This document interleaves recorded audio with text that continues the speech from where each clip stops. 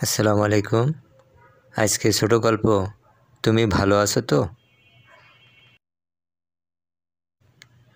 বেশ কিছুদিন ধরে নিজের কাছে একটা অপরাধবোধ কাজ করছে। কাউকে বলতে পারছি না, আবার না বলেও থাকতে পারছি না। আজকাল নিজেকে খুবই স্বার্থপর মনে হচ্ছে।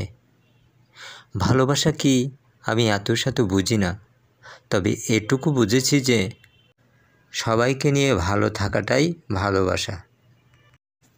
আমার ডাকনাম অনিক, যদিও অনেকেই আমাকে অকর্মা অপদার্থ বলতো। কেউ পাগলা অনিক বলে ডাকতো। সেই অনিক কিনা নিজের স্বার্থেই রিয়াকে জীবনসঙ্গী করে এনেছে, সেটাই ভাবছি। রিয়ার সাথে আমার খুবই অপ্রত্যাশিতভাবে পরিচয় ঘটে।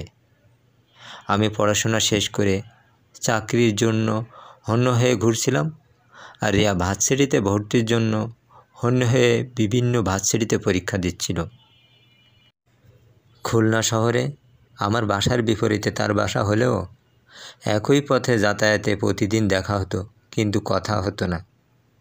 আমি আসলে চাকরি না পাওয়ার হতাশায় বিভোর ছিলাম, তাই তার অসাধারণ সৌন্দর্য আমার নজরে আসেনি। আমি হতাশায় অসুস্থ হয়ে পড়লে হঠাৎ তার অপ্রত্যাশিত আগমন ঘটে আমার এই বেকার মানুষের দরজায়। আমি বুঝে ওঠার আগেই আমার বিষয়ে সে গড় করে বলে যেতে লাগলো।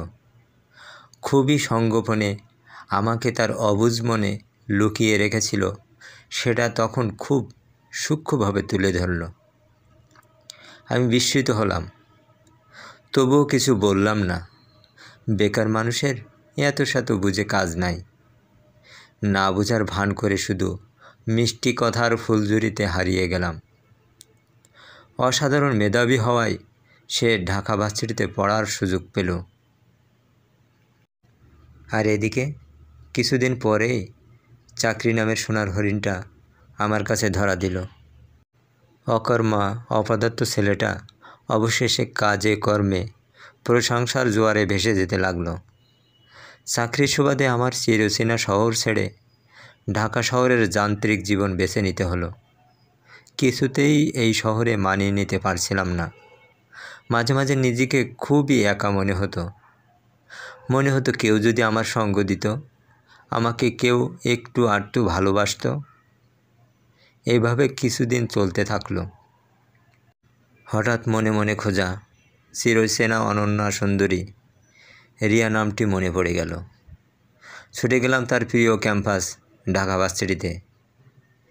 এবার আমি তাকে চমকে দিয়ে বলে ফেললাম, ভালোবাসি তোমাকে। তার চোখের চাহনি আর মিষ্টি হাসিতে বুঝলাম সে আনন্দিত, উচ্ছ্বাসিত, উদ্ভাসিত। সে নিজেকে বিশ্বাস করতে পারছিল না যে তারই সেই চিরচেনা মন হরণ করা প্রিয় মানুষটি তার কাছে এভাবে ধরা দিবে, এত সহজে ভালোবেসে এভাবেই আপন করে নেবে। আমি তাকে বললাম, পারবে কি এখন তো আপন করে ভালোবাসতে? পারবে কি আমার সুখ দুঃখের সাথী হতে?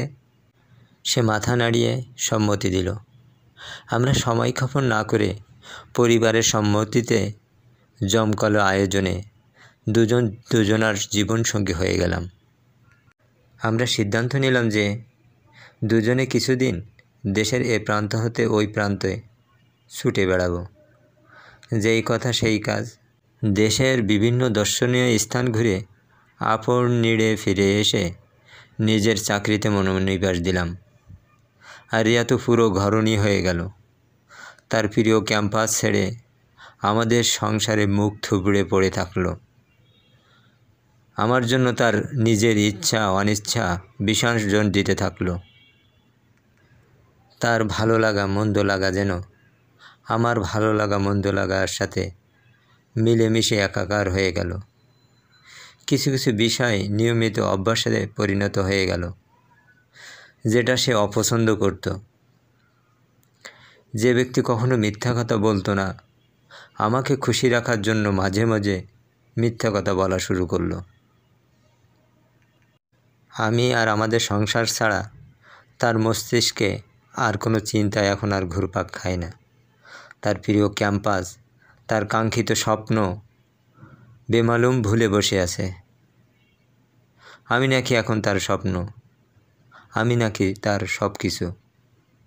আমার নিজে অবচেতন মনে বোধোদয় হলো যে সে আসলে নিজের ব্যক্তিগত চাহিদা ভুলে যান্ত্রিক শক্তিতে রূপান্তরিত হয়েছে। হবেই বা না কেন? আমি তাকে কতটুকু বুঝেছি বা বুঝবার চেষ্টা করেছি?